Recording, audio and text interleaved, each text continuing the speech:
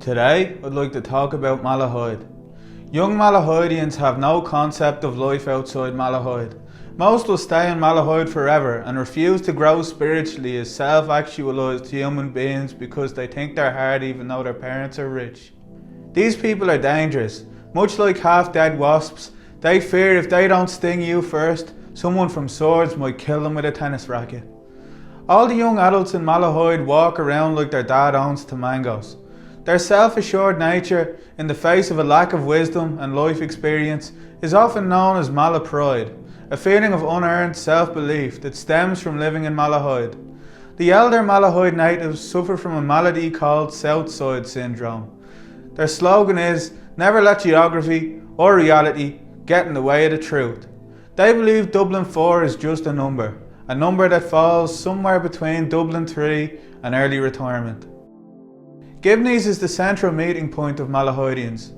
This pub has been around since the late 1700s and they've always had the same staff, but they just look younger because every time they overhear a drunken member of the yacht club wax philosophical about how nobody appreciates a tasteless display of wealth anymore, they age backwards.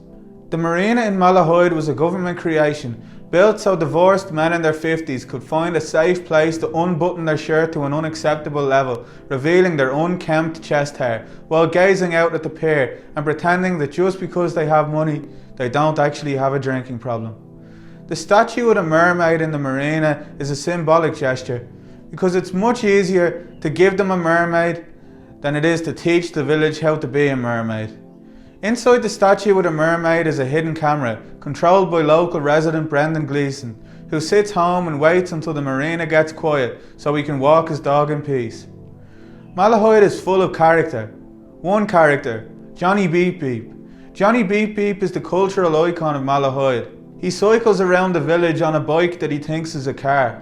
Malahide is a social construct that was filled with actors so that a captive audience could bear witness to Johnny Beep Beep's mystical ways. They say if Johnny beeps and no one's around to hear it, a tipsy Malahide mother spills her caramel macchiato outside the Donnybrook Fair and doesn't clean it up. Malahide Castle is the pride and joy of Malahide for 3 days a year when there's a festival on.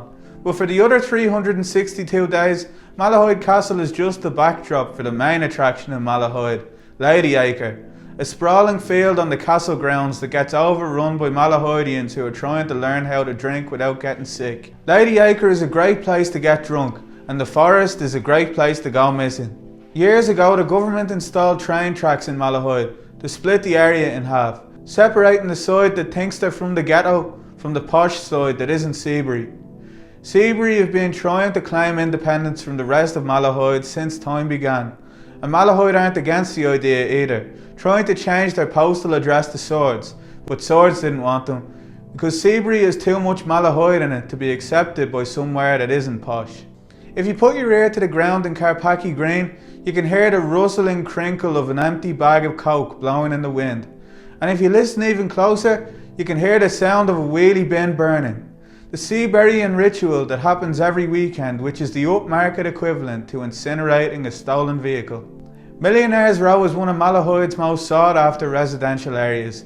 It's home to Boyzone's Ronan Keating and Westlife's Nicky Byrne, who often go on jogs together just to be spotted, so that then people can post on the Malahide Facebook group saying, "I saw Ronan Keating and Nicky Byrne go on a jog together today," and no one will take them seriously.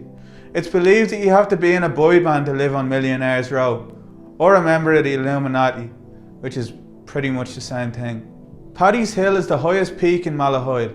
Upon reaching the summit, you'll find Paddy, and when you push him out of the way, you can see the distant realms of Howth, the village Malahide's trying to be. The only way Malahidians can fulfill their lifelong dream of becoming accepted by Howth is by playing blackjack in the Westbury Casino, because the winner takes it all, and by all, I mean the winner gets to move to Howth. The local TDs in Malahide have promised that by 2025, enough Malahidians will have won big in the casino to convince Howth to colonise the area completely. Namaste.